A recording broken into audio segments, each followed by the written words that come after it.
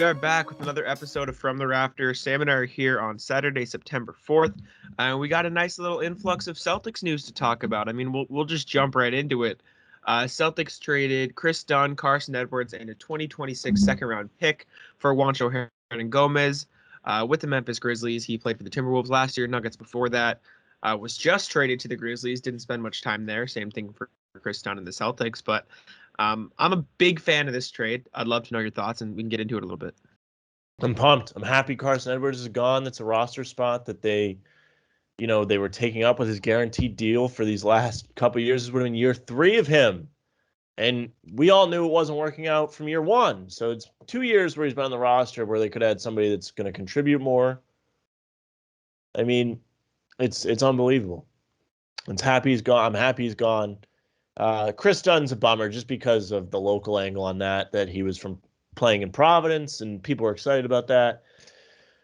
He's going to get dealt. He's a good defender, so that was something he could have brought to the table. But it's nice to have somebody that can stretch the floor, who throughout his career has been a solid shooter, solid scorer. Last year was a down year with Minnesota, as we've mentioned plenty of times on this show. You mentioned this deal many times when we were in the summer days of throwing shit at the wall, right? Yeah. Big Juancho guy. Nailed it a few times. Yeah. Nailed it. But yeah, it's pretty great, man. Not a guaranteed deal for next year either. Mm-hmm. So no complaints. Yeah, like you said, down year shooting in Minnesota last year, shot 32.7%, but is a 35.1% career three-point shooter, which is pretty good. And that's highlighted by a 14-game stint with the Timberwolves in the 2019-20 season. He was traded from Denver to Minnesota at the deadline. I'm pretty sure it was a part of a Robert Covington 3-team trade. That there was a massive one going on in March of 2020. But he played 14 games, started all 14 games, played around 30 minutes a night, took 5 threes a game and made 42% of them. So I'm not saying he's going to get that sort of production and run in Boston, but if he can shoot up around 38%, that's a great, like you said, stretch four to play. Do you think he'll start, or do you think he's going to be more of a bench guy? I don't see him having a pathway to starting, but no way. No, I'm just saying it's possible. I think they like running Tatum at the 4. I agree. I don't think he has a spot there. I think he's a great bench piece, though, because I don't think they had a stretch four other than that. And now they can get rid of Jabari Parker. I've seen some mixed feelings on Jabari, though. Do you think they'll get rid of Jabari or no? I don't think they have a need for him now that they have Hernangomez. You know what I'm saying? Yeah, I agree. But I have seen some people say if they were to waive Jabari, they would have done it before he had more guaranteed, because there are 2 deadlines on his deal. He's non-guaranteed up till the start of next season for his full contract, but he did move up from, I think it was around like 100,000 to $1 million in guaranteed money at a certain deadline in August. So some people are arguing that it's like $100,000. Yeah, something they like that. They don't care. They might not have known they were going to do this deal. I mean, there are reasons why they. I mean, before yesterday, he was a good backup option at the 4. He had a good playoffs. He was impressive against Brooklyn. He made an impact in at least game 1, from what I remember. Off the top of my head, I don't remember the other games as much, but I remember him like killing it in the second quarter of game 1. He was like a huge part of like a 10-0 Celtics run. Might have scored 9 straight, if I remember right. That could be wrong. If you're listening and it sounds stupid, it might be. But now they've got somebody that fits better than him. That's a good 3-point shooter. Jabari Parker is not.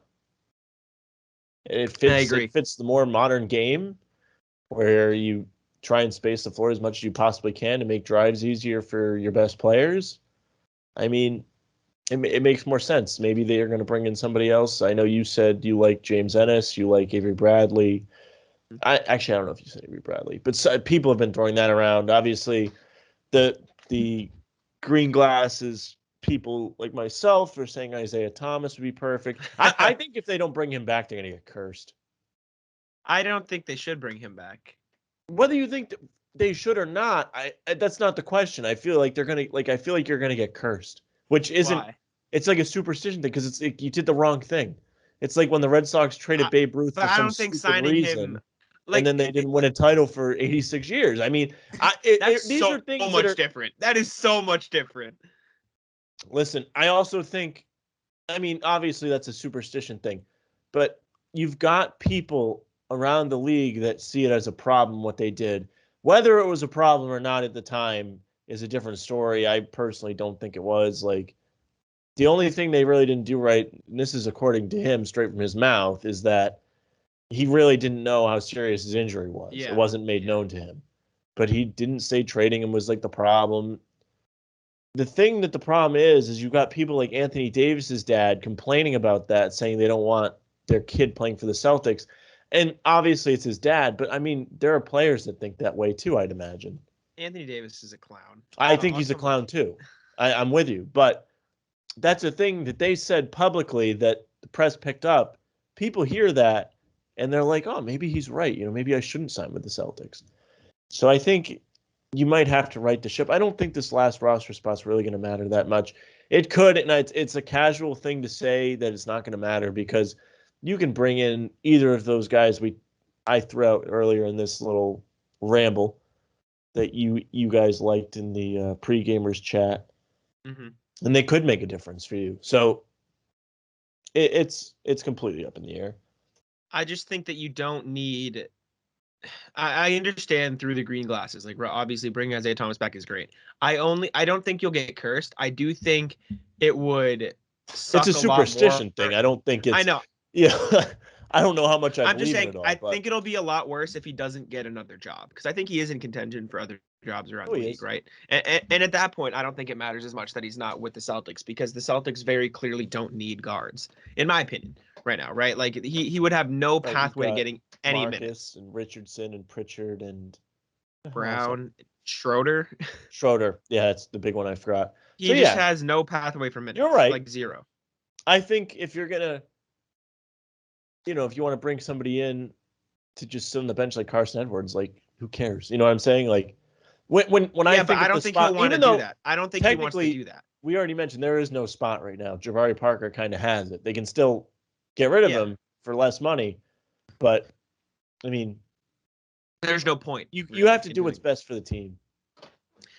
I don't think Isaiah would want that. I think if they said, we'll bring you back to Boston because you love it, but you're not going to play, I think he'd say no. I just don't think that's what he wants to do. I think he wants to make a legitimate NBA comeback too. Yeah, but I don't think he'd do that and just sit on the bench. I think he wants to go somewhere that he can play, and I think he can play on certain teams around the league. I think Dallas is probably a really good fit for him, honestly. If he gets to play for another team, then you're right. But he's not playing for any teams right now. Nobody signed him. At the beginning of free agency, he's got a workout, though. A month ago. He's had a couple workouts.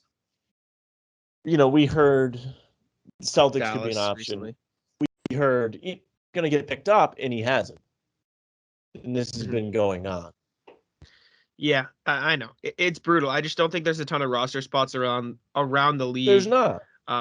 Yeah, especially for players like him. And I'm not bashing on Isaiah Thomas, but if you're going to fill the 15th roster spot, you want either a veteran that's proven he can play in recent years or a young guy you can take a chance on. And he's neither of those, really. He's a veteran you have to take a chance on, which is just the worst mix of those two statements. So, yeah, I'm sure we'll see with Isaiah. Wrapping up the Juancho trade, though, you're happy with it, though? Like, you think it's a W of a trade from Brad? It's fine. They're going to use him. Mm-hmm. Absolutely fine. There's no problem with that. I do think that Dunn and Edwards are going to probably end up getting cut in Memphis, though. Both of them. That's crazy that Dunn was like a top 5 pick. And people really wanted the Celtics to pick him over Jaylen Brown. And they considered it, too. Providence. Yeah, they liked him a lot. But yeah, the Grizzlies just have like too many people on the roster as it is. Like, let me count this real quick. 1, 2, 3, 4, 5, 6, 7, 8, 9, 10, 11, 12, 13, 14, 15, 16, 17, not including Dunn and Carsen Edwards. So that's 19 if you include the two they just traded for. So they just can't keep them. And I think they'll waive Daniel Oturu. That's the rumor. But even past that, like, it's just they don't have players that they can waive. So I don't think either of them are going to end up playing a game for the Grizzlies. And at that point, I don't know if either of them. I mean, Dunn maybe, but I don't think Carsen has a pathway to get picked up. Listen to the last one we did where we went around and said Carsen. I said Carsen Edwards could play on certain teams. Yeah, and I disagreed, but we can move past that. So the next thing, You kind of touched on this briefly, saying, "Oh, the last player on the roster doesn't matter." I would argue a Which it two-way spot could. is slightly different. Yeah, I would argue a two-way spot is slightly different than that because they can go to the G League. They can get some time there. They can improve, and there have been some, two-way success stories in recent years, right? So it's not like two-way players are completely useless. They're not going to turn into superstars, but they can turn into valuable rotation players. I'll read you a few. Robinson was a two-way player. Lou Dort was a two-way player. Chris Boucher, Monte Morris, Alex Caruso, Torrey Craig, Shake Milton. So there are examples of two-way players who can, crack the rotation eventually. It's not going to take 1 year. Celtics already have Sam Hauser, who's a solid option. Like, I think he can be a good shooter eventually. I think he can be a good shooter, but they have one spot left. Now, I have some names here. I'm not going to promise you'll know any of them, but I'll give you a player type. But before I get into the actual players, what sort of archetype would you like them to add in a two-way spot? Does it not matter to you? To me, I almost feel like it's guard, wing, center. If you go down your list of guys, I mean, obviously Duncan Robinson is a standout. They have Hauser, who's a shooter type. To me, I feel like offensive players are more likely to develop than defensive players. Okay. I think shooters are your best option because they need to improve the least amount of things to be elite. At least amount of categories, I should say. Playable. At least they have to improve the least amount of things to get minutes, I think that's what to contribute to your. Yeah. I mean, look at Duncan Robinson. He runs around and shoots, and that's all he does, and he's getting paid $20 million, rightfully so, because he's making an impact. I put out a tweet the other day that a lot of people got mad at.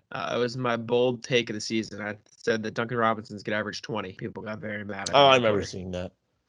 Anyways, that team though, I don't know if they. I mean, it's a Celtics podcast, shots so I won't go to average that much. I won't go in depth here, but since this is a Celtics podcast, but my argument basically was Jimmy Butler's not a score first guy, right? He can do it, but like at the heart of things, he's not. Kyle Lowry's not a score first guy. He's a pass first guy. I would argue he can score. Guy. Kyle Lowry? He's more of a scorer than a playmaker, I think. No, not a chance. In that Toronto series, he was carrying that team on his fucking back. That's different. And Jimmy Butler carried his team on the back in the finals. You know what I'm saying? Like, they can be scorers, but at the heart of things in the regular season, they're not score first guys. Kyle Lowry has an average 20 in 5 years. Right? He averaged 17 last year, 19, he was right under it. In their championship year, 7.3, 7.5, 8 points. And in their championship year, I know less than you do about non-Celtics stuff. And but when the Raptors won the championship. But you're talking about regular season, so you're probably right. And when the Raptors won the championship, he averaged 8.7 assists that season. So on good teams, Kyle Lowry will look to pass. That's my point. Past that, Bam Adebayo is not a score first guy, right? Clearly not. Like, he can be, and I think a lot of Heat fans want him to be this year, but he's not. Tyler Hero is, but he's not going to start. He's not going to be in their starting lineup. So out of all those players in the starting lineup, who do you want to score? Like, look at how many sets they run for Duncan Robinson. Think of how many more open shots he's going to get this year because he has actual spacing around him. Do you know if Duncan Robinson, if you took away his three-point attempts and makes, the Heat go from the 19th best team in three-point percentage to 28th in three-point percentage? Exactly. So now that they have more spacing around him, he'll get more shots. He has two elite playmakers around him, two of the best in the game. He has Bam Adebayo in the paint that he can facilitate two back and forth. It's just everything's right for Duncan Robinson to have a breakout season this year. I think Miami, to just be devil's advocate, if they want to be successful as a team, I don't know if that's what the team is going to want in terms of who's getting the shots. Yes, it's more of an efficient shot to take in the terms of bang for your buck, like especially him. But Miami really put it together. They were really bad at the beginning of the last season. They put it together when Jimmy Butler started playing better offensively. Mm-hmm.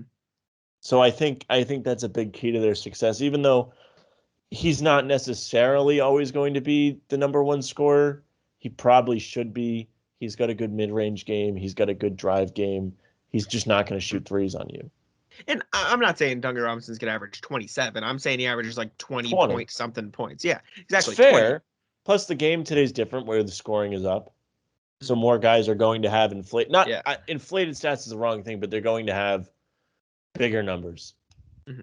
Gotcha. More guys probably average 20 today than they did 10 years ago. Ever. Yeah, for real. Anyways, we can move past the Heat talk. This is a Celtics podcast. I'll calm down about the Heat, but I do have some two-way options to run by. You say offense is more important. I think I have an okay mix. I have a bunch of defensive-minded guys. I'm not gonna, say I don't, but all of them have shown potential on offense, right? And you might know some of the names, a couple. I'll start with Yves Pons. I really don't know how to say his name. Tennessee alum. So Grant, he's got the connection there. He is built like an absolute truck. Beautiful three-point shot. He shot around 42% in the summer league from three. He's on an Exhibit 10 deal with the Grizzlies right now, but like I just told you earlier, they don't exactly have roster spots. Too many people on their team. They could sign him to a two-way, but if they don't, I think the Celtics could take a look at him. 6'7", he's like a standard height for a small forward. Big, huge, strong guy. Great scrappy defender, can shoot the ball. I think he'd be a good option. I don't know if you have any commentary on it, but well, I don't know from what you've told me, and not knowing anything about this Yves Pons, yeah, it's obviously he sounds like he's a shooter, which is a good thing, right? 42% from three is great. In summer league, yeah. He struggled in college a bit, but he brought it up in the summer league and at times. So, and then if he's a good defender, you get two different tools that you can use. You know what I'm saying? Mm-hmm. And if he's an athlete, that's also helpful. Like there are things you can build on here. I think like two ways.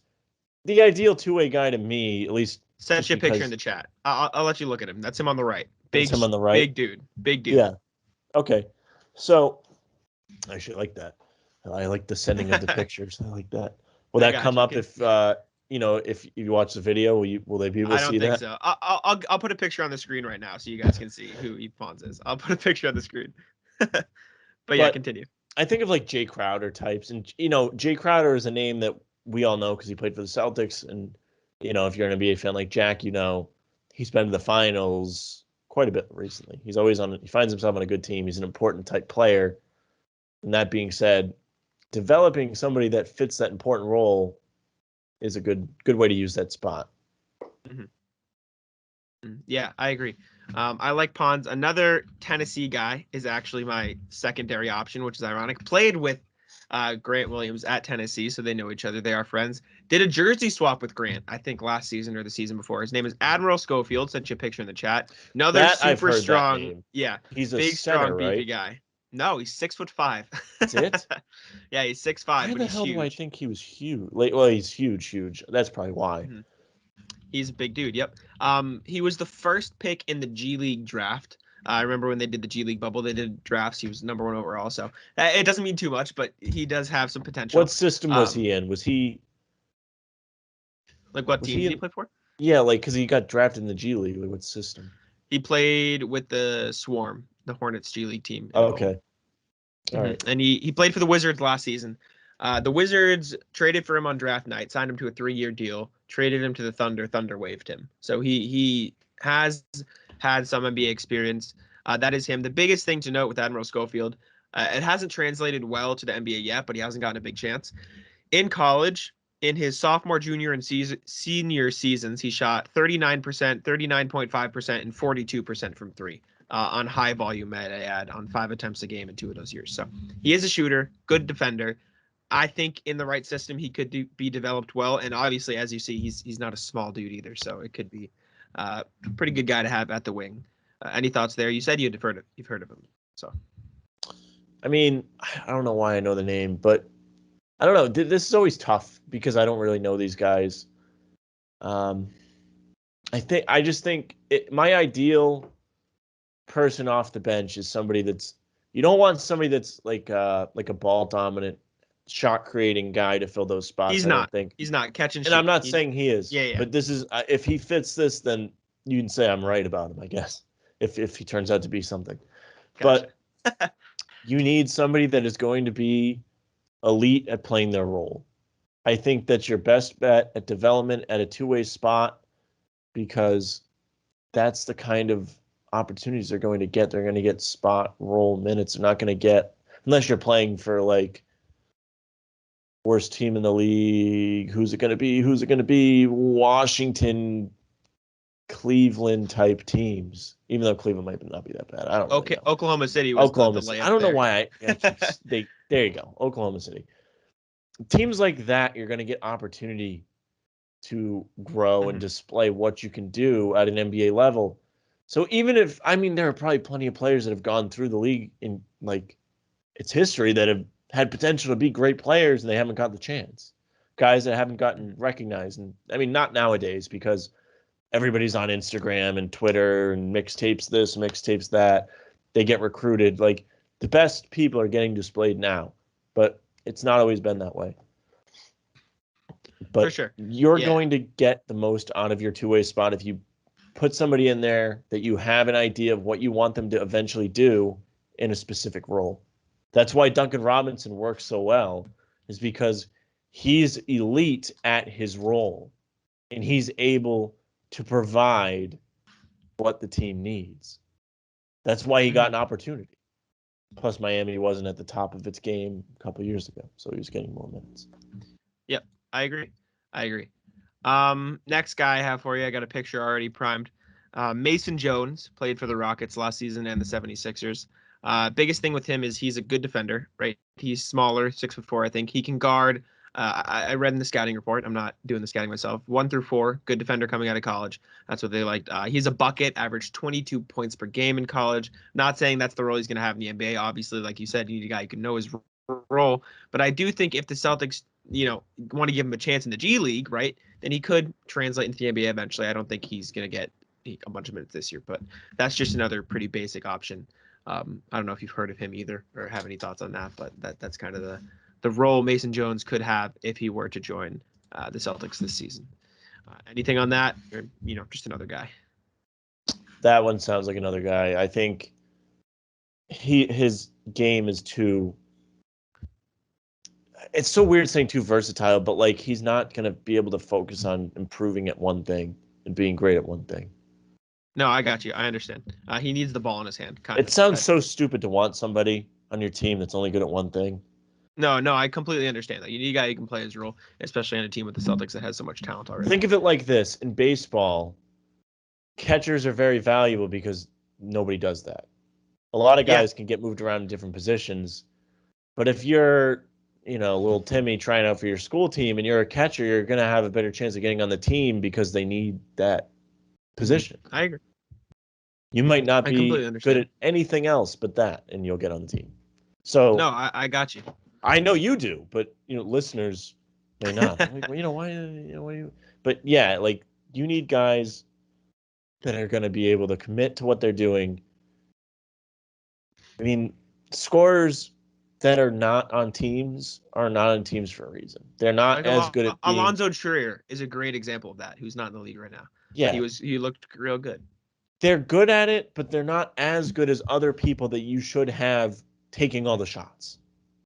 So they're not going to find a spot. That's why Carsen Edwards doesn't work. Exactly. I agree 100%. Next guy, RJ Nembhard. He's kind of a scorer, but he does, have the ability to spot up, and I think he could be good at that. Performance highlighted by a great game with the Heat Summer League team, which is why I know him. Played really well in that regard. Just another scorer, kind of like Mason Jones, but is a rookie this year, so he would be, fresh meat, I suppose you could say. We don't have to spend too much time on that. I think you gave your thoughts on that archetype of player. This guy, Sam, I'm going to pique your interest real quick. I compared him to Marcus Smart. But go ahead. Compared to Marcus Smart, defender, great playmaker, needs to work on the shooting a little bit. Would be another guy like that. His name is Javonte Smart, so they even share a last name, ironically enough. But yeah, that kind of archetype of player. Not interest you? I feel like when you're filling these roles too, I think it's good to have some size. Like maybe not necessarily bulk, but height. Just because it allows you to defend more positions, even though that guy is a good defender. But what's going to separate him from somebody else that's similar is their size, especially if they're not necessarily a great shooter. I don't in the NBA, you don't see a lot of guys that are getting minutes solely for their defense. Marcus Smart, say what you will. This guy, you say, is a good playmaker too, but Marcus is, I think he's going to show a lot of people he's a really gifted passer. He can have nights where he can score from 3, by going to the basket. There's more to it than just that. This is so weird. I'm probably spewing bullshit, but I don't know. I feel like there is a formula to picking these guys out to be developable, to being important players on your team.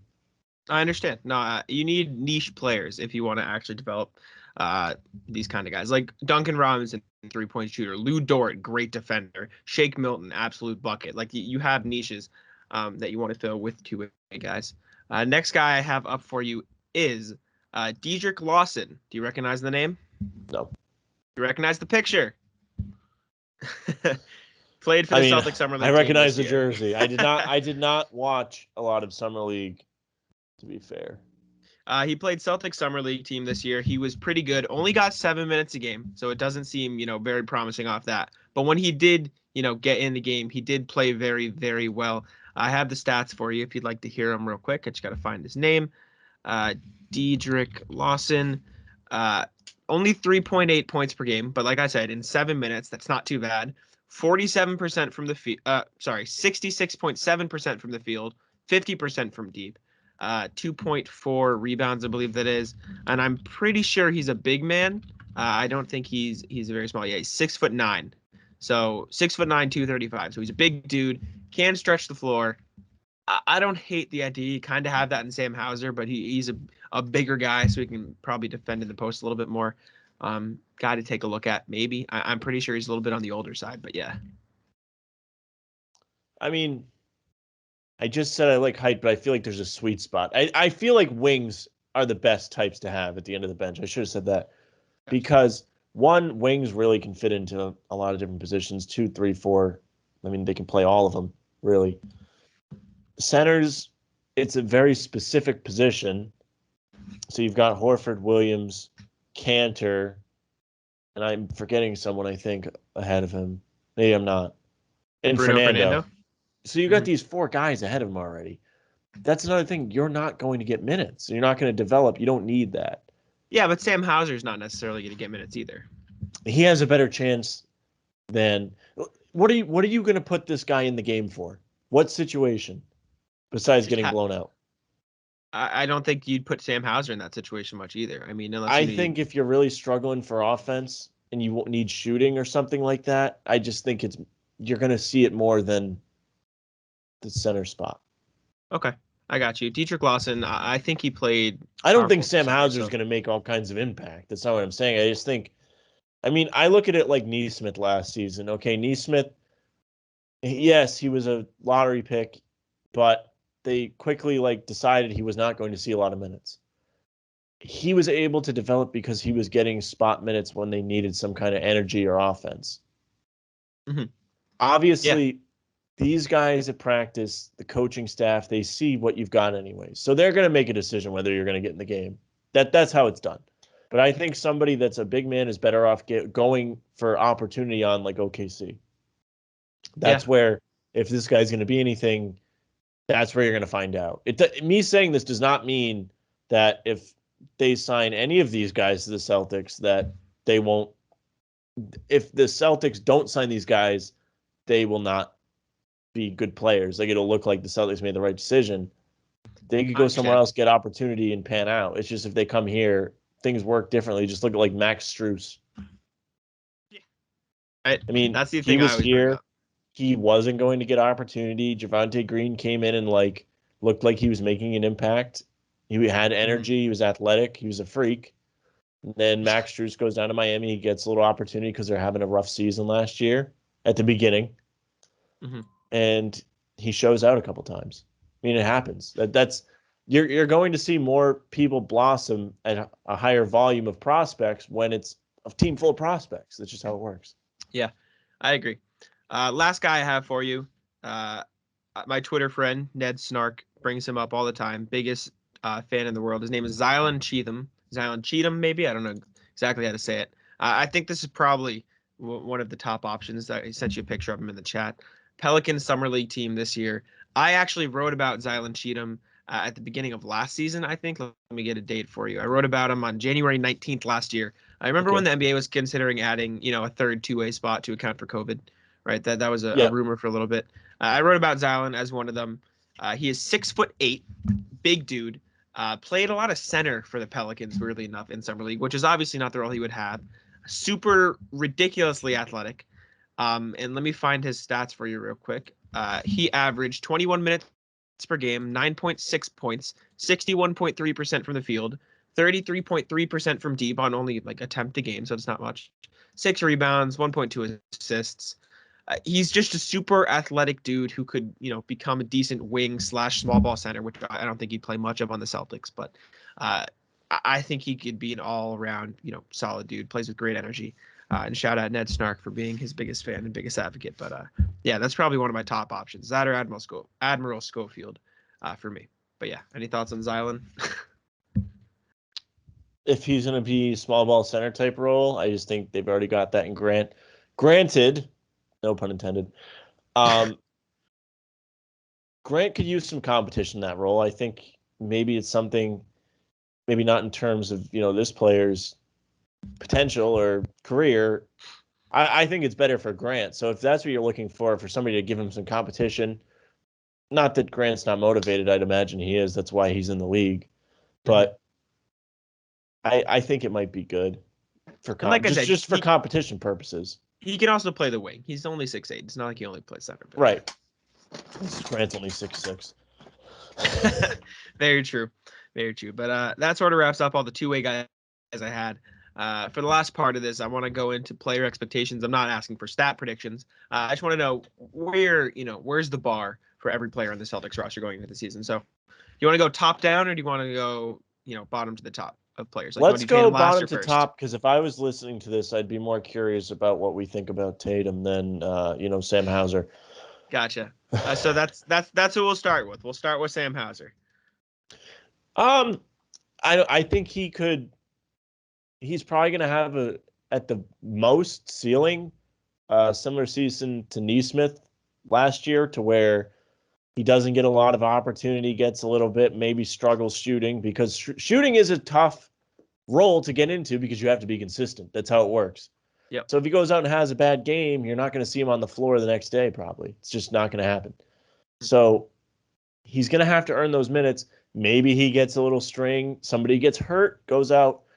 And it also, as a shooter, it's tough to, be consistent if you're not out there consistently. So the G League is going to help him out. Mm-hmm. G League's going to be good for him. But yeah, ceiling is Nesmith last year, where maybe you learn a little bit. Oh, maybe he's going to be a game changer. And then floors, they don't keep him around. Yeah, he can only play 50 games with the teams, obviously, because he is a two-way player. I think the G League, like you said, is probably going to be where he thrives. If he can be a consistent shooter, which is not easy at the NBA level, I think there is a pathway for him to getting minimal minutes. I really think the trade for Juancho Hernangomez limits his potential role with the team, because obviously that's kind of the mold he should probably be looking to follow. Same height, same kind of play type, I guess you could argue, even though I'd say Juancho's probably a better defender than Sam Hauser, obviously. It's just a matter, like I said, if he can shoot consistently. And I don't necessarily expect him to. Maybe like 32% when he plays in the NBA, which may sound ridiculous, but it's not easy to shoot. You just don't come out of the gates and shoot 40%. It's hard for shooters to carry over to the NBA because the defense is better. Shoot 40% in the G League. That's a goal. Shoot 40% in the G League. And if he can do that, then maybe he'll have a role eventually in the NBA. But it's tough to crack this forward rotation in Boston, I think, especially for a rookie. Yeah, I think anytime, I just think in general the Celtics rotation is hard to crack. I think that's the way they operate now. Yeah. Tatum was an outlier when he got drafted. I remember I was kind of surprised that he was playing such a big role at the beginning of the season, just because of how Jaylen Brown things went for him, where he was top 3 pick and he was getting like spot minutes. Like, he was not really playing that consistently from what I remember. I mean, if you go back, it's like 20 minutes a game, but like it didn't feel like that at times. Like, it felt like he was not getting the amount of opportunity he should get. Mm-hmm. I think they make good judgments on when to bust it, because you can bust it out early, he loses confidence, and we'll have to see with Ime, because it's going to be different this year. It's going to be very different. Brad's still there though. He's next up, I got Bruno Fernando for you. Hopefully, ceiling is he surpasses Cantor as the third option at the big position. Yeah. I think if somebody goes down with an injury, which is possible, especially Robert Williams has a history of injuries, even though last season he made it through most of the season. Turf toe was such a strange injury. Made it through. He played what, 50-something games last year. He played his career higher in games. More than normal. Still not He only ideal, missed 20 yes. games. And then Al Horford is getting up there in age. So those two guys, Horford will at least have some games where they just rest him. But those two guys definitely have potential to miss games. So if he gets opportunity and makes the most of it, he was decent in the summer league, wasn't he? He was solid. Yeah, he was killing it. He's killing it for the Celtics. So he could definitely surpass Kanter as a third option. I also think Kanter brings some stuff to the table. Like, he's not horrible. Good locker room presence at the very least, I would say. Yeah. So, but floor he's not back next year. That's the floor for these end of the bench guys, unless he's on the contract, which he's not, because he's not on the contract. Yeah. He averaged 9.3 points, 5.3 rebounds, and a block a game in the summer league. So decent stats. Not bad. What you want from him? I don't really know floor and ceiling. I think, like you said, probably passing Enes Kanter in the depth chart. I really like him as a prospect. I think the Celtics might look to shake things up this summer if they do. I think he's 23. That's really not bad then. Yeah. Okay. Yeah, he is 23. Yep. He turned 23 in August, so August 15th. So he just turned 23. He's young, yeah. Mm-hmm. So that's good then. I think ideally you want him to play well enough to the point where you're not scared to trade Horford this summer, if that makes sense. Which is lofty, lofty goal, but very lofty. We shall see how well Sucks he does. They're next probably up, have to trade him. It does. It does. But next up, I got Enes Kanter. We brought up that idea, but what's your idea for Enes Kanter this season? I think ceiling is he's an impactful player and he plays well in spot. Maybe, I don't know if spot starts are going to be a thing this season, but he plays well in his spot games where he gets substantial minutes. I don't think he's going to consistently play a lot of minutes, but I think if he has like a good season, like he'll be playing consistently well in the minutes he gets, if that makes sense. Because I think Horford and Williams are cemented ahead of him. Williams obviously has a future with the team because they just paid him. And Horford has proven he's been here for 3 years in the past, had a solid season last season, has chemistry with these guys, as does Kanter, ahead of him in the starting lineup. Consistent minutes, But floor is he loses his spot to Fernando. Very simple. Yeah, I think he needs to play well enough where the Celtics aren't terrified if Robert Williams gets hurt, if he gets hurt again, right? Because you need that backup center. I think I saw like they're really working with him on defense. Like Udoka is really no, like I think I saw like he was improving. Like I saw some stuff hyping him up actually. Which I don't consistently see about everybody. It's not like I see hype all the time. All I know is Enes Kanter has been doing his thing on social media. He's been with David Dobrik. He's been on TikTok. He's been with all these, which is what he does. He's going to be on. He'll probably be an analyst after he's done, or he'll be. He'll do something fun. He'll be on some, not even sports. Like he'd be like on like some WWE. WWE could be one. Like he'll be like in movies or something as like a comedic relief, like as being a giant guy. Yeah, I just want him to be a good locker room guy. I think that's my expectation. Which is fine. Kanter. Yeah, exactly. Next up, my boy, Grant Williams. What are your expectations for him this season? Grant might have the largest window of how his season could go. I agree completely. Grant could easily have a breakout season for him this year. I don't know if he's necessarily going to be like a most improved kind of candidate, or people are going to really be talking about him. But we all know Grant Williams had a really solid end to the rookie season. And then last year, people had expectations for him. Didn't exactly pan out. Didn't exactly get the time to get a consistent footing underneath him either. And I don't think it helped that there wasn't a G League for the Red Claws, at least. There was the bubble. But it's kind of defeating the purpose. That was more of and that's not really what the G League is properly used for. They're not sending guys down there to get them reps unless they really don't think they're going to play. So he could probably get a consistent role he could get himself battling with Hernangomez for minutes. I think I'm not really sure what to think of Hernangomez just yet. I don't know a whole lot about him. I mean, I know what his stats career-wise are, and they're all right. But if Grant had a point in his career where I thought every time he shot a three was going in. Mm-hmm. And that was like in the playoffs. And he shot 60% in the playoffs. Like it was earned confidence in Grant. And last year he was rough. So if he really like is bad this year, they won't pick up his team option and he'll be gone. That's his. He loses all minutes as his floor. It's tough. I do think my expectation for Grant is that he brings it back on the defensive end. I don't think it was necessarily completely his fault last year, but I want him to get back to the point where people are saying, okay, this is why we liked him as a defender in his rookie season. I want him to be able to play the forward because I think that's where he'll be getting the majority of his minutes in the moving forward. So I think he's got to adapt better to playing power forward. And that's just my goal and expectation for Grant Williams this season. Next up, we do have Juancho Hernangomez. Obviously, we talked about him to start the show. What are you expecting from him this season? He's definitely going to start the season with a consistent backup role. Yep. For probably when Tatum sits. Okay. Which is very strange to say. But I mean that's the position, or maybe it's going to be like when Brown sits, or like they'll slide Tatum down to a smaller position, like small forward. And then he'll fill in that role. I don't really know exactly what their plans are, but he's definitely going to start with getting minutes. I don't think they brought him in for no reason. Even though, I mean, it's kind of a reason enough to get Edwards off the team. I just don't think it made sense to have that friggin' contract on your team, and I wish they could have did it sooner.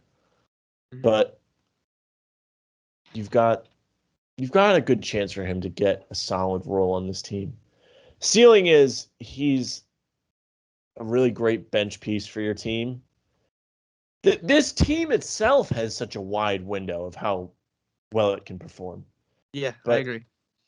I think best case, he's a solid bench piece, shoots 40% from three, and is someone you can be confident in stretching the floor. Worst case, his trajectory from last season continues, and he still struggles and isn't able to perform for you consistently. And that's not ideal. Yeah, I think he has a much better chance to succeed in Boston than he did in Minnesota. I do if I'm being honest, who was he getting passes from in Minnesota? Who was around him in Minnesota? They have some talent. They have Cat, they have D'Lo, they have Edwards, but they were asking a lot of Juancho, I think, to be just this, lights out, Duncan Robinson guy. I don't know. I just think that ideally for me, Juancho is one of the first guys off the bench, probably him, and then one of Schroeder, Richardson, whoever doesn't start, come off the bench in the first sub. He can play the 3 or the 4. I think Nesmith will get a lot of run at the 2 and the 3. You got Juancho for the 3 and the 4. You got Schroeder / Pritchard for the 1. You got Al Horford for the 5, and that's your core guys off the bench. Who are your starters, Jack? Minutes. Just curious. You just said Richardson off the bench. Yeah, I mean, it depends. Ideally for me, I think you start Smart, Richardson, Brown, Tatum, Rob. But I don't know what Udoka is going to do with Schroeder, what Schroeder is going to do. I feel like Schroeder's the type of guy who could throw a fit if he doesn't start, which I don't like. He said he's okay with it. He said, there have been things about him saying he really doesn't care if he's off the, he probably wants minutes, but he's going to get minutes regardless if he's starting off the bench. I think he should play 20, 25, 28 minutes a night for Schroeder. Off the bench, obviously. But and then if Josh Richardson doesn't play well enough to start, I think you throw in Nesmith. I don't think you throw. Yeah, see, Nesmith is somebody, when we get to him, I don't want to get off of Hernangomez yet because I think you made a good point about the Timberwolves. Really, I think players in a shooting stretch, big kind of role are going to always perform better when they're on better teams because guys can stick to them less. Guys like Hernangomez, he's not like somebody that's going to run around and fly off screens like Duncan Robinson. He's just not fast enough. You can. We talked about him earlier. We talk about Duncan Robinson a lot. We can say it's because he's from New England, whatever. But he's elite at it because he's mobile enough to get around these screens. That's a skill in itself, is moving off the ball. So stretch bigs typically don't do that. That's just how the game works. It doesn't make sense. Those guys are the ones that are setting the screens. You're not going to have, let's say, Schroeder sending a screen off ball for Hernangomez to stop. Let's say they're playing New York and Randall's on the floor. Randall's going to run right through him. Yeah. That's just not how it works. So these guys are going to stretch bigs. Are going to play better when their guys have to help. That's the difference. Mm-hmm. So if Tatum and Brown are able to get other bigs covering Hernangomez to go help, that's when he's going to succeed. Nobody in Minnesota is doing that. Towns is playing out of the post. He's not actively driving on somebody, and oftentimes he's not dominating a game enough to where they have to double him. Mm-hmm. Yeah, I got you. I agree. I think Juancho's gonna have his best success on the winger in the corner, catching balls off drives and shooting lights out. I think that should be the expectation. Just make your open shots, and you'll have a role with the Celtics. We'll jump into Nesmith next, since you did bring him up. What are your expectations for him this season? Nesmith, like Grant Williams, has a huge window of where he could end up this season. Mm-hmm. I see a ton of people saying that they want him to start, which, I mean, I'm kind of fine with. I don't think there's a concrete shooting guard guy unless, I think Richardson is a good choice too, but it depends what they really want to do with him, because we've talked about it before. He can handle the ball and run pick and roll and stuff. So if they want him to be the point guard, then he's going to come off the bench. I think Marcus Smart should be cemented as starting point guard. How different those statements would have been, huh? So I think that second guy is really tough to pick. So I think he has the opportunity to earn himself a starting role this season. That's what I'm getting at, rambling. I think he showed us a lot at the end of last season. I think he brings great energy the entire season. That was something we knew. The problem was his shots weren't falling. He started making shots. He had a really hot stretch there, like March, April area of the season, where he was consistently knocking down threes. He had a good summer league. So he's on the upswing. Ideally, he will continue to get better. He could, again, if he struggles, he'll have a similar season to last season where he's playing spot minutes and he's not consistently getting opportunities to be a shooter, which is tough for shooters. You have to be consistently getting roles, but I'm not sure he can. It sounds like he was horrible last season, which I don't really know if he was, but I don't know if he's going to have let's say inconsistent of a season as he had last year, because at the very least, they'll be able to move him up and down, right? From the G League? Yeah. They can move him up and down. Yeah, so I wasn't sure. I started talking, and I was like, wait, then, if he's not a two-way player, then, can they even do that? I don't know the rules. They can move him up and down. But he is someone that would definitely benefit from the G League. He'll be getting consistent reps and be able to improve his shot-creating skills, because he'll probably be the main guy if he's playing up in Maine. Yeah, I think I probably have a little bit higher expectations for Nesmith than you maybe this season. Ideally, I don't think he could get to 10 points per game. 6 to 8, I think, is a good, hopeful number for Nesmith to reach. I think there's definitely more talent above him in the scoring depth chart this season than there was last year, which is weird to say considering they had Kemba last year and Fournier. If he hits his shots, he'll get playing time, and he was hitting his shots at the end of last year, so hopefully he can do it again this year. Also a good defender. He's just a good 3-and-D player you can throw on the court, right? He doesn't have to have, they don't need to be, they need to be down and need a bucket for him to get playing time, like with Carsen. They don't need, they're up, we need defense. You can throw him on in any situation you want to throw him on the court in. So I think it's really easy for him to get minutes, especially considering he's probably their best small forward off the bench. I think Richardson will start, and at that point, I think he's the number one small forward off the bench. Him and Hernangomez at the 3 and the 4. So yeah, I think that's what fair. I'm hoping for Nesmith. It's so funny, you have mentioned stats in most of your predictions, and I'm just thinking about what role they're going to play. That's we work so differently, which is good. So you're just sitting here talking about either end of it. It really wouldn't work, but I got I'm another excited. one for you. Go ahead, Romeo. See, Romeo, I feel like he's got a low ceiling this year. I just don't know how many opportunities he's going to get. He didn't really impress in the summer league the way he could have and should have at this point of his career. This is going to be his 3rd season. Yep. Usually guys aren't playing summer league this deep into their career, but they are. He was because of injuries, which is fine. You a lot of times can't control that. It happens. Mm-hmm. But he got injured again in the summer league, missed the title game. He wasn't really as impactful as he could have been from what I remember seeing. Like, it was Pritchard who had a phenomenal summer league running the show. Jaylen Brown, his second season, played like one game in the summer league and bounced because he was dominating. That didn't happen for Romeo. Yeah. And, no, last season I was really trying to pit Romeo as a similar story to Jaylen Brown, to where he wasn't getting a ton of minutes, but when he did, he was all right, which he's still like all right. But I think Romeo is really starting to shape more of into a secondary role player than someone that's going to be a facilitator that creates for others, which is something I think we kind of a Gordon Hayward type, I guess. Yeah, I got you. He's not going to be that. But at the same time, I am sticking to it. Like, I think he had a good playoffs last season, and I think he can build on that. So ideally, ceiling, he builds on his playoff performance and continues to be able to play in a role and improve at that. Floor is he doesn't get any more minutes. Like, he's cemented at the end of the bench, and he's somebody that this is a prove it year for him. If he doesn't perform, he's probably not going to be on this team much longer. Yeah. Maybe it's harsh. I think they should trade Romeo. I'm very, very low. I'm not opposed to that. Point. I think they've got better options than him now. Yeah. I mean, I don't think they'd get a lot for him. I don't think they'd get like another playable player. I think they'd get draft picks. I just am very low on Romeo as a player right now. I don't think there's a lot of room for him to get minutes on the team, especially when you can't shoot. And maybe that's harsh, just ragging on guys who can't shoot. Like, if you can't shoot, you're not an NBA player. That's not true. But if you can't shoot, you have a much harder time getting minutes in the NBA. It's like being a catcher.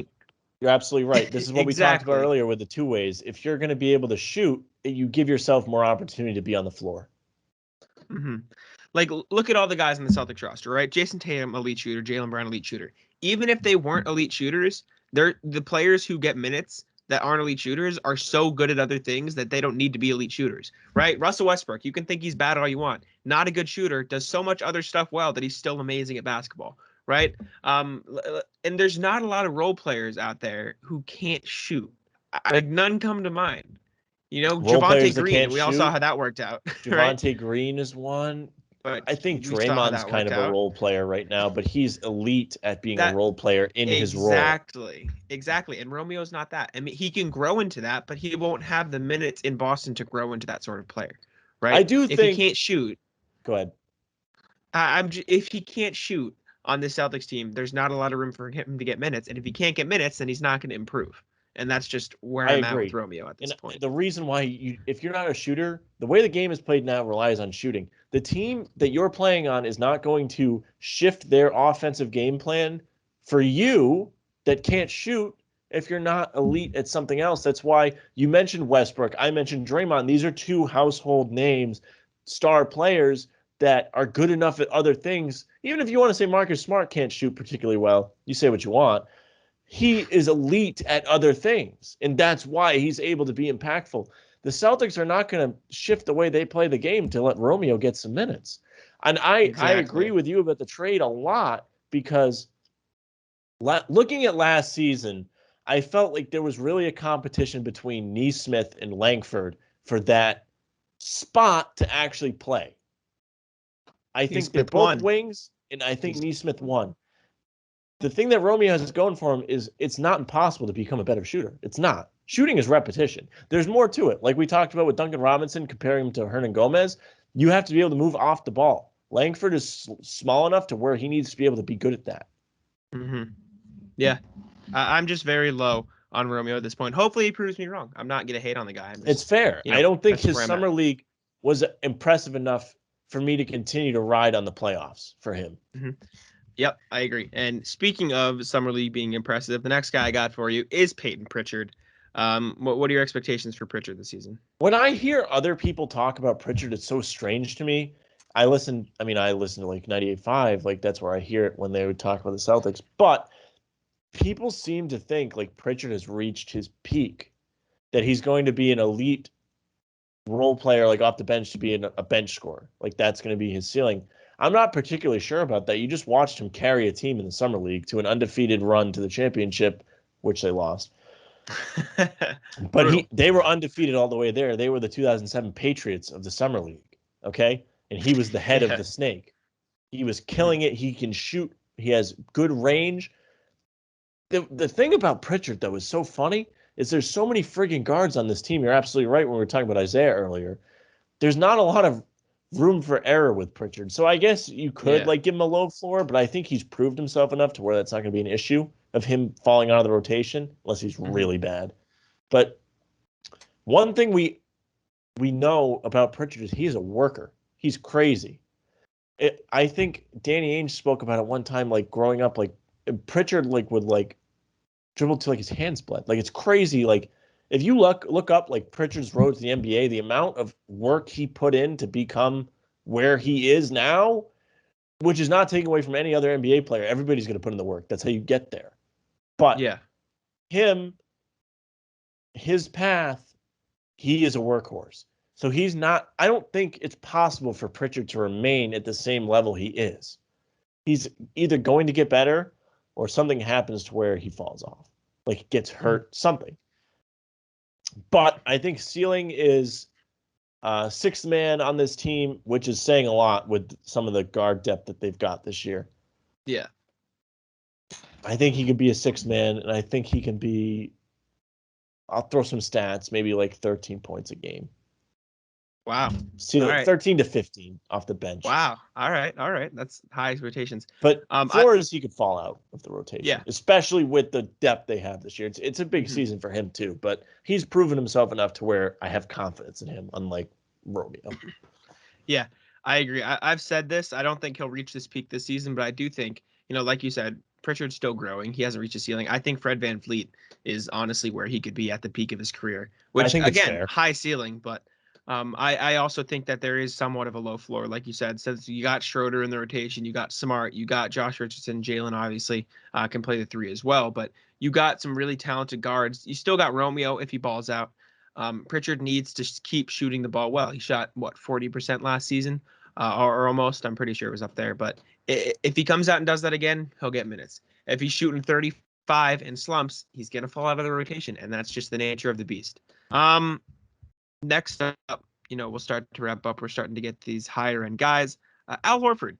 What are your expectations for Al Horford this summer? My expectations for Al Horford are high enough to where I'm surprised we're talking about him already. All right, but continue. In all seriousness, I think it's realistic to expect him to feel like he could have a bad season. I think it's realistic to do that. I'm not sure how realistic it is that it's going to happen. I'm more high on him than probably most people. I think Horford's game ages like fine wine. He's not somebody that's blowing by guys off the dribble. Like, that's not his game. He doesn't need to be crazy athletic, which you're going to lose athleticism with age, to be impactful. I think he's a good post player. I think he's a good facilitator. I think all the things he does well, there's no reason he can't do them. He had a solid season last year when he was allowed to play by the Thunder, which is some crap that they just sat him down. But I don't know. I think he can put up similar numbers to last time he was in Boston. His all-star seasons, he won't be an all-star just for namesake. You've got too many other guys at the position that are names now for fan voting, but he's definitely going to be good in his role. You have him off the bench in your ideal starting lineup. And then, I think it's going to be a battle for the starting spot between him and Williams. I think it's going to be situational as well. Like when they're playing Philly, it's going to be Horford because he's had a history of defending well. His defense is something that could drop off, though, because that's something you need to be a little bit athletic to do. I agree. I don't think Robert Williams is a lock for the starting spot. I think Horford will fight for it. I don't think he's going to average like 15, 8, and 4 like he did as a starter in Boston. I think that's too high of an expectation. I think he could get maybe you think I'm crazy, but I think around 10 points for Horford. I don't think he's going to be a scorer in Boston. I think there's too many other scorers around him for him to do that. I think around 10 points, 5 rebounds, 1, and he's not going to. His impact's not going to show up in the stat sheet as much, and it never has. But I think you're really going to feel that this season. Exactly. So that's where I'm at with Horford. That's not to say I think he's going to be bad. I think he's going to be great. I just don't think you're going to see these big stats, which, like I said, you've never seen that for Horford. Dennis Schroeder. What are you thinking about for him? I feel like Schroeder's going to have a really good season. I think he's motivated. I think he wants to get paid next summer. I think he's proven that he can play in this league. It's not like he's like crazy old to where he should be losing abilities yet. Like he's still like what, 27, 28, 29, something like that. He's not 30. He's definitely going to have a role on this team consistently. He's here for a reason. Could potentially finding himself be the starter if things don't go well, which I think they will go well. So I don't know if that's going to be a thing, but I think he's going to he could be a 6-man candidate this year. I think so for the award. Agree. The award. Yeah. 6 man of the year. I think that is a good ceiling for him. And that might be his role in his career going forward as well. Yeah, I think he blew the starting chances when he, turned down the 80 mil and put up that performance in the playoffs. And I'm not saying he's going to have a bad year. I agree. I think he's going to have a good year, but I think he should be that 6-man on a good team. I think, like you said, he can be that 6-man. I think he'll be a 6-man of the year candidate at his peak. 15 points, maybe if we're putting numbers on it, I think would be a solid goal for him to reach. I think he averaged almost 20 in OKC because he could. They didn't have a ton of scores there. You're not going to average 20 points behind Jaylen Brown and Jason Tatum, unless you have like Hayward and Walker and no depth past that. But Celtics have good enough depth where he's not going to average 20. So hoping for a 6-man of the year type of role. And that's not necessarily the expectations. I think expectations should be around 12 or 13 points and an efficient shooter, good secondary playmaker behind Smart. But ceiling, I think 6-man is a fair ceiling. Josh Richardson, just acquired him earlier this season from the Mavs, extended him, gave him a 1-year extension. What's your expectations for Jay Rich this year? I think Richardson is almost in a similar situation to Schroeder where he's on a prove it, even though he's got 2 years, but they definitely extended him because they want to use him as a trade chip. So yeah, there you go. That says a lot, though. I think that means the team has confidence in him if they're doing that, because they think at that price he is going to be valuable, whether it's to them or somebody else. Yep. So I think that says a lot. I think he could be a good role player on this team. He's a solid defender. He can run. He's a guy that's good at a lot of things that are going to help them. So I think he's going to see consistent minutes. I think he's going to be somebody that the Celtics fans are going to be happy that's getting minutes. It's not going to be like Terry Rozier's last season on the Celtics. People were like, want to make it or play because like he was not doing well in his role. I think there's a lot of different roles Richardson can play well. And I feel like Dallas almost wanted him to have too big of a role. And I think that was a problem. Yeah, I got you. He was almost supposed to be second to Luka, right?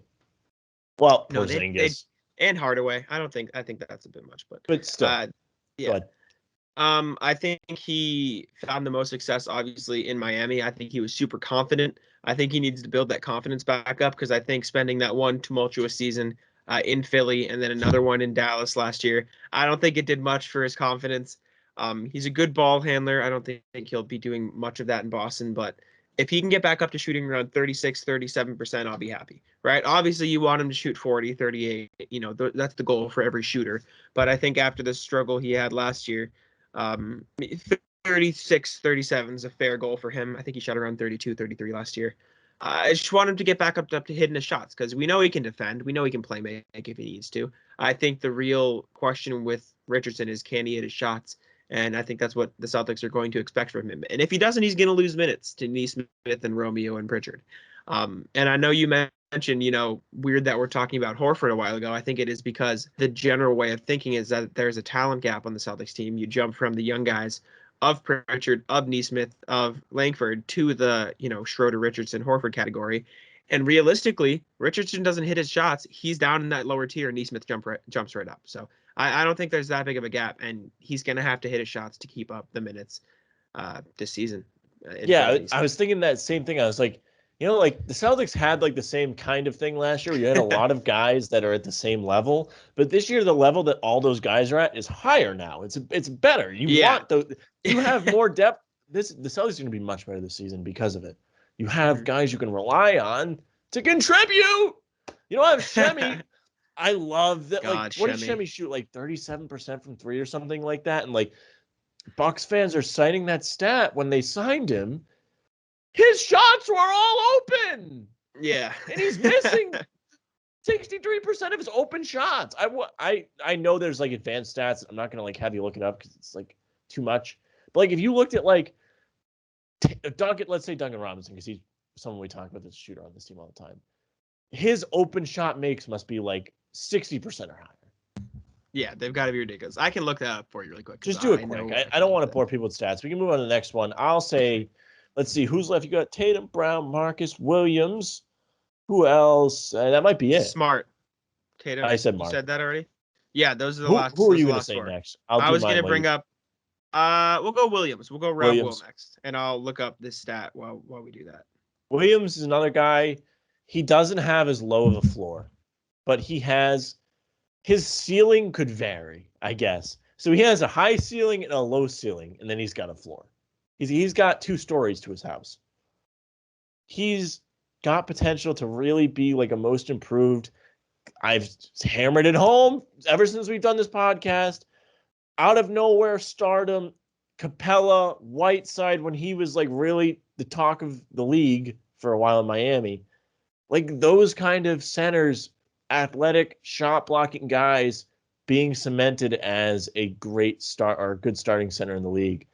That's probably his high ceiling. I think his low ceiling is that potential is still there, but one, he's not going to consistently start, but that's fine. Like he's going to be fine in his low ceiling on his role on the team, whatever that turns out to be, whether it's spot starting, swapping with Horford, or being the backup energy center off the bench, which I almost feel like might be a better role for him at this point.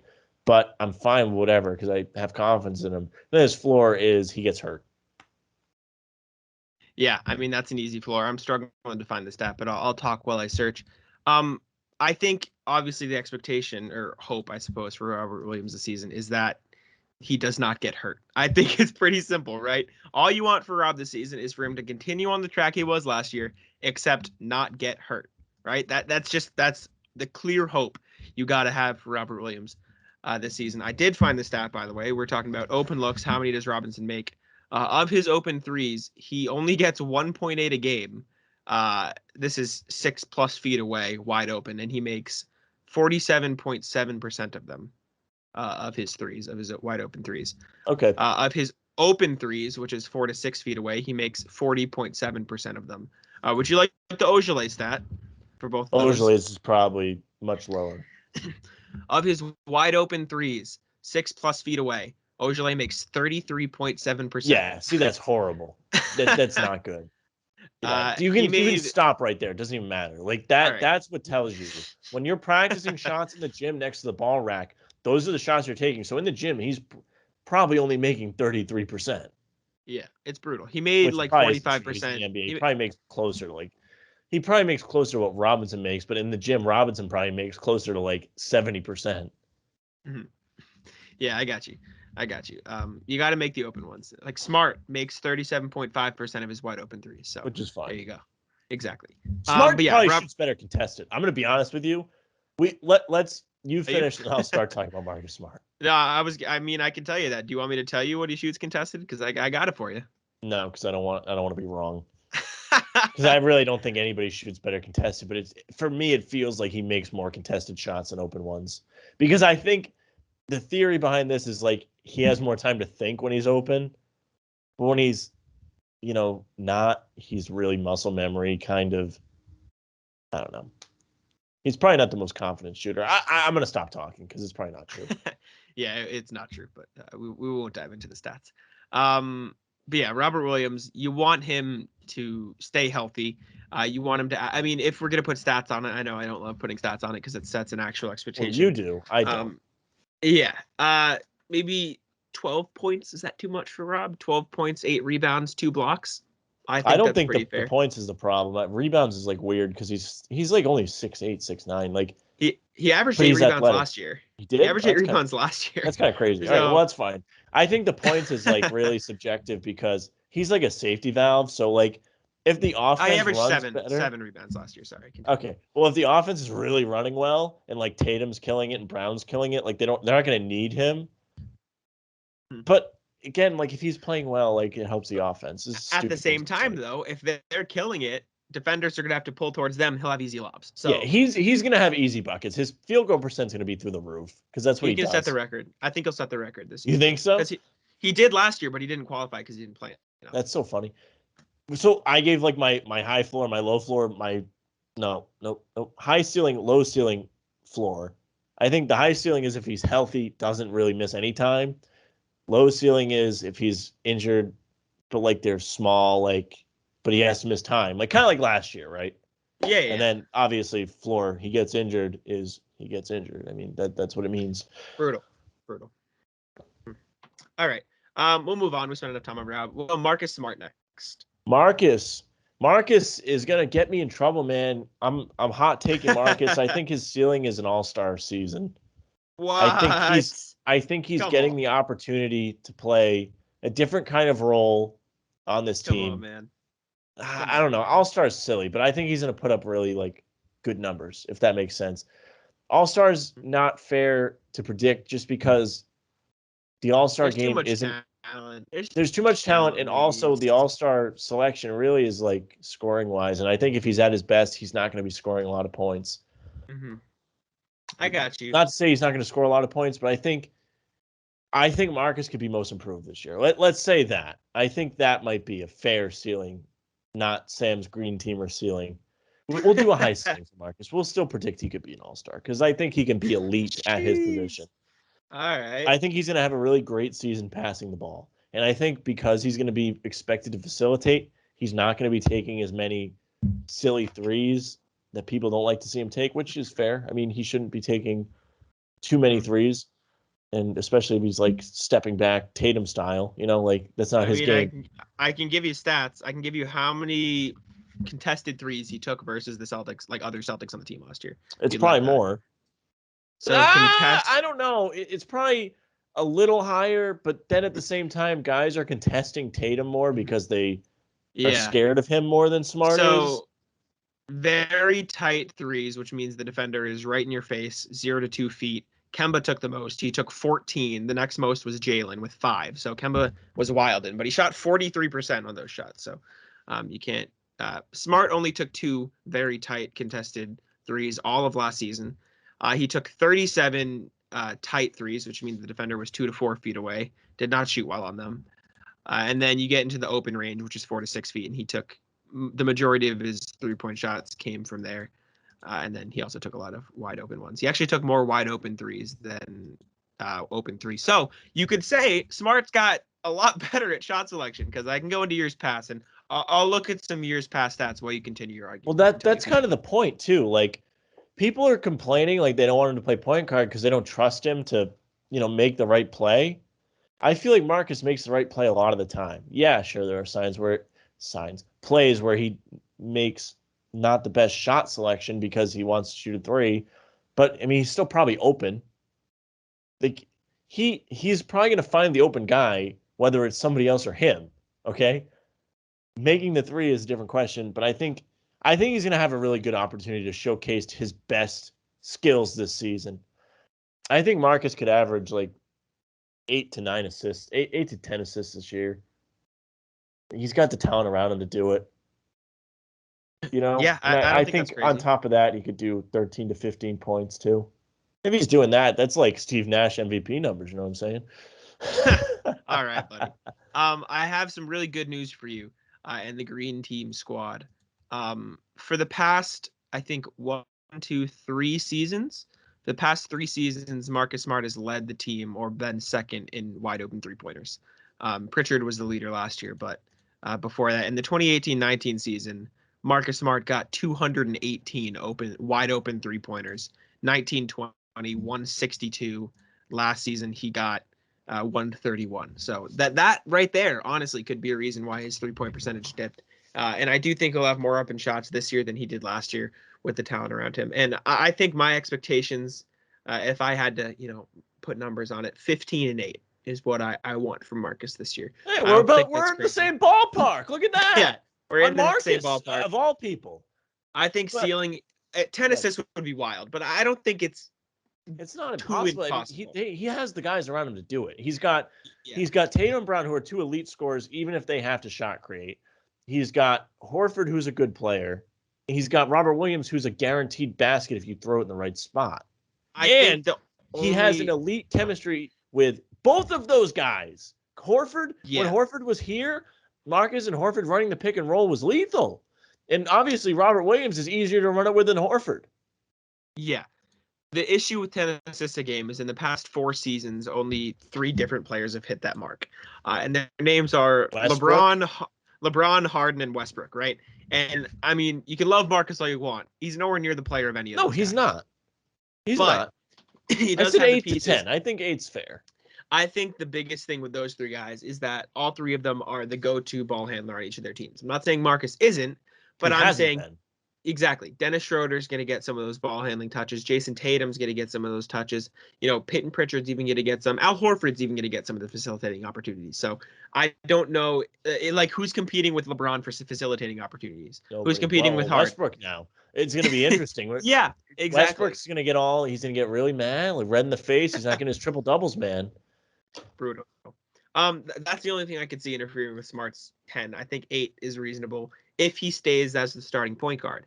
If he struggles, which I'm not saying he will, and they put Schroeder in that role, it's going to go down. Maybe 6 or 7 is a more reasonable thing. Which is fine. But I think he's going to be at his best in this role. I think it's going to be a really good opportunity for Smart to showcase that he doesn't suck to these people. I also will say, just shoot 36% from 3. That's my real goal for him, right? That's all I want. I don't not 40. I'm not crazy. 33 is not going to cut it anymore, though. I want 36. I think that's fair. I want 36 from Smart. I think he was down last year because he had to take more shots that weren't necessarily shots he would take if he was in this year's role, if that makes sense. Like he was relied more for scoring last season than he should be. Yeah, no, I see that. I'm curious to see if he took more shots than he has in past years last year. I think he's got sufficient scoring around. The Celtics have sufficient scoring now that he doesn't have to be relied on for that. Yeah, he took how many shots a game last year did he take less? He took 10.6. He actually took more shots per game in 1920, which is crazy to me. Took 11.4. I bet it dips down in 18-19 though. Yeah, in 18-19 he took 7.1. So in the past 2 years, because of injuries and stuff, he's had to take a huge role in the shooting department. But I think this year you could see him cut it back down to 8 or 9, maybe even 10 shots a game, which if they're smarter shots, I'm not going to complain about, but no pun intended. Anyways, we'll move on to the last 2. We'll start with Jaylen and with Tatum. What are your expectations for Jaylen Brown this season, Sam? I don't think a floor is very fair for Jaylen. I mean, the floor is, he just stays the same. That's what I was going to say. The floor is the same. I think Jaylen Brown is somebody that has improved every single season of his career. I think it sucks he got hurt at the end of last season. It might have hindered the way he can train in the offseason. Probably not. He finds a way. Ceiling, let's get crazy. He could probably sneak onto an All-NBA team depending on how well the Celtics do, I think. Yeah, that's fair. That's probably it. I think he could average with Tatum. They could each probably score 25 plus. Ideally, that's how it should work, to be honest with you. Mm-hmm. Maybe not. I don't know. Maybe you sprinkle some of those points to some role players, like 2 to Richardson, 2 to Marcus, 2 to Schroeder, whatever. I will say, so I don't think you're gonna like this very much, but I'm gonna say it because it is what I think. I don't know if Brown is a lock for the All-Star game, and that's not because that's fair. It's not a knock on him. First of all, there's a lot of talent. Tough spot in the league where you've got a lot of young players that are stars. Tatum, Trae Young, just in the East, to name a few, right? Like these guys are up and coming players. People think Zach LaVine's good. Who else? Guys, I do have him. I have LaVine as an All-Star next year. I tweeted out my predictions. And he has an opportunity to prove himself this year. They have a better team in Chicago, so who knows? Maybe exactly. I'm wrong. But I think Brown being a secondary, the second option, I should say. You don't see a lot of second options make the All-Star game unless it's like the Nets where Durant and Harden are on the same team. I mean, there are years where there's 4 guys from the same team. Celtics have done it. Atlanta did it. Like 14-15, I think, was the year when they were dominant. And it was Teague, Korver, Horford, and Millsap. And then you had Damari Carroll, who didn't make it. Deservedly so. I mean, where is he now? What's he after that?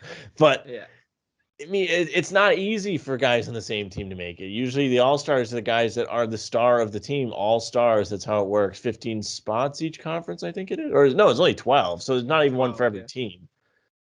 So I don't know. All-star selections are weird for me. But I think he deserved it last season. He had a crazy start to the season. He was dominant. Might have been the best player in the Celtics. Tatum really was the one on the fringe for me.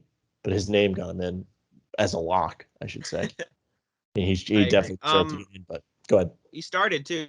He did start the All-Star game last year. I think Jaylen Brown, like you said, 25. I think that's the goal. Him and Tatum both 25. Maybe Tatum even higher, but we'll get to that. I wanted to see him develop as a playmaker. I think he always improves in one area. If there's an area I could, pick, I think if he can develop as a playmaker, there's no stopping him, right? He can just do everything.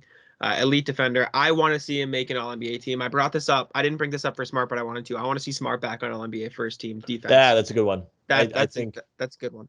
I think getting hurt him. Jesus Christ, us with the puns today, huh? Getting hurt Marcus last year. Physically, yes, of course. But he missed games, which never helps a selection, but it also, hurt his physical abilities to play defense. Yes. Yeah, I feel. But yeah, 25 for Brown. Maybe all defensive second team would be a good, goal for him as well. Improve as a passer. Shows up on one of those teams. Oh yeah, keep up the efficiency. Great efficient score. I want to see him continue that. Last one before we wrap up. Jason Tatum. What are your expectations for Tatum this year? Crazy ceiling for Tatum. He could win an MVP depending on how well the Celtics play. I mean, he's primed for it. He's the guy. He's the face of the franchise. He's been an all-star twice now. He's somebody. He made All-NBA 2 years in a row. Or did he get snubbed last year? No, he made it this year too. He made it 2 years in a row. 2 years in a row. He's made All-NBA. He's definitely capable of doing it. The Celtics. Wait, did he? I think there was controversy over it. I don't remember if he did or not. No, I think he did, but somebody else got snubbed that shouldn't have got snubbed. Like, it was weird. No, Tatum got snubbed. Yeah, Tatum got snubbed. He did not make it. He didn't make it. Yeah. No. Okay. Well, Paul George made it over him. It's ridiculous. But LeBron made the team. That was the thing that was ridiculous because he didn't play any friggin' games. Yeah. Anybody else missing games hurts him. Lou, we just said it with Marcus. Not that he would have made it without it because you could say whatever. No, yeah. The injury hurt. Definitely made it hard for him to play defense. But yeah, okay, he's been a top 15-ish player in the league for 2 years now, probably. He transcended into that in the 1920 season, but he ended up there. He is primed for an MVP run. Celtics haven't had an MVP since Bird. It would be sure nice to get one. If they overachieve, which is possible, especially with the expectations people have for this team, which are extremely low everywhere but here, and say they contend, like they could sneak up to first in the East record-wise, depending on load management for everybody. Listen, it's a regular season tag. I'm not saying they're going to win the East. That's not what I'm saying. I'm saying they could make a run at like at least a top seed, top 1, 2, like that area. He could get it depending on his numbers. Mm-hmm. I think 25 is the floor. Maybe that's harsh, but I think 25 is the floor. I think he could average 30. I don't think there's any reason Tatum couldn't average 30 next season. I think he could lead the league in scoring. I mean, he's dropping 60 bombs last year. There's no reason he can't drop 50s and 60s this year. You know what I 60s is obviously ridiculous, but this is a pain in the ass to look up, and you don't have to look it up if you don't want to.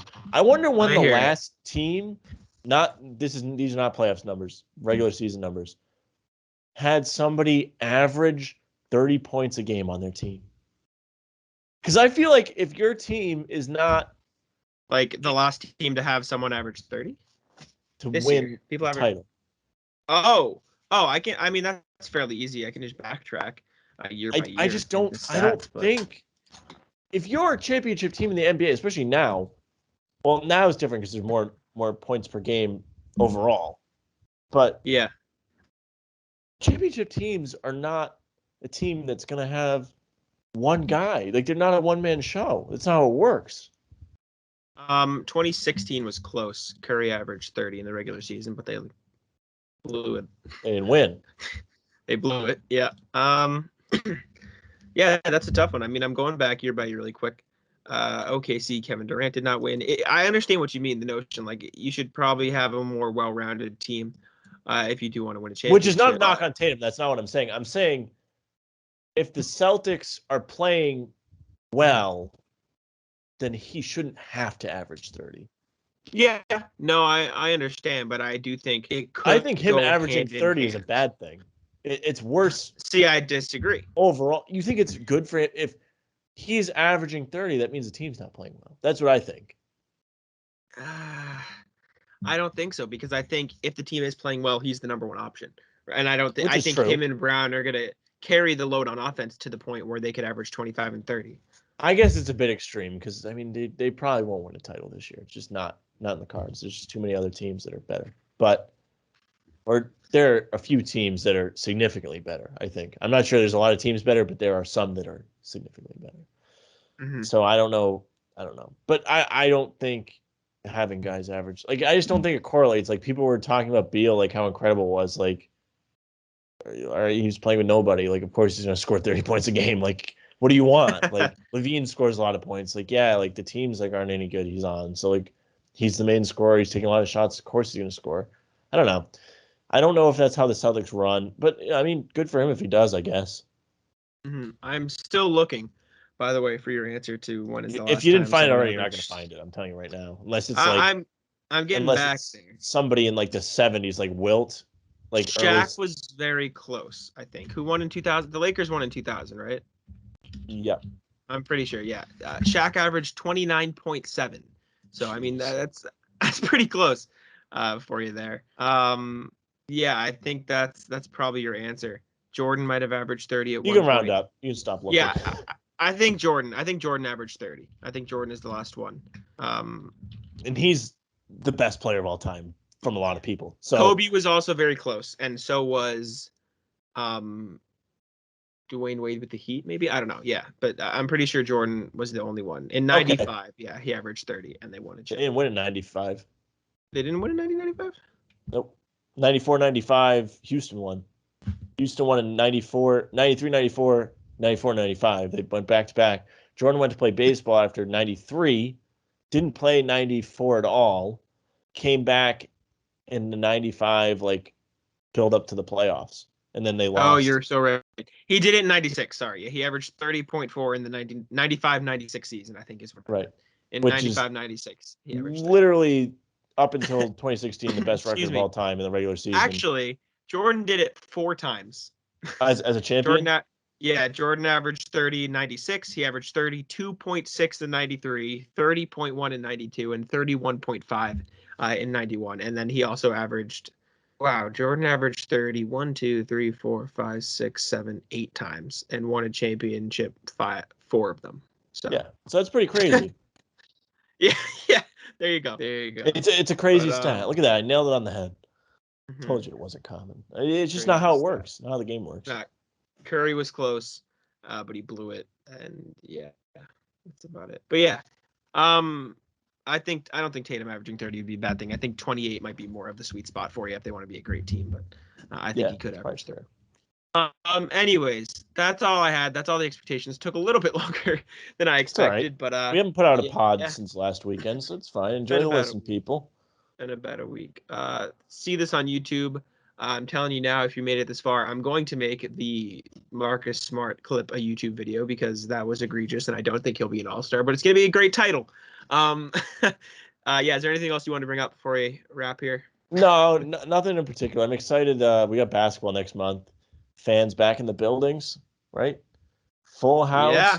It looks like they're getting rid of those stupid friggin'. You know what I hated is they had the tarps over the seats on the TV side, and it made it look like there wasn't anybody in there. Yeah. Like even when it was like a full house, except for like that area, the seats you would see on TV, you would not see anybody. Like it looks empty. So I'm excited for that. Benches are going back to normal, which is cool. Yep, that's what I was gonna say. I'm happy because I was hoping they wouldn't do that because I didn't like the way it looked. Celtics, right? I think that I'm excited to see if they surprise anybody. Hopefully they don't surprise me. I think they're gonna be decent. I'm super excited. If they're surprising me, then it's either like unbelievably good or it's not good. Yeah, I got you. But yeah, thank you guys all for listening. It's been From the Rafters. You guys can follow me at Jack Simone NBA. Follow us at Bannertown USA. And go ahead, Sam. Yeah, thank you very much for listening, watching, whatever you're doing to get this content today. Right? Make sure you follow Jack at Jack Simone NBA. He's putting out all kinds of stuff. Even if you like things more than the Celtics, he's got Miami he writes about, Charlotte. I'm not missing one.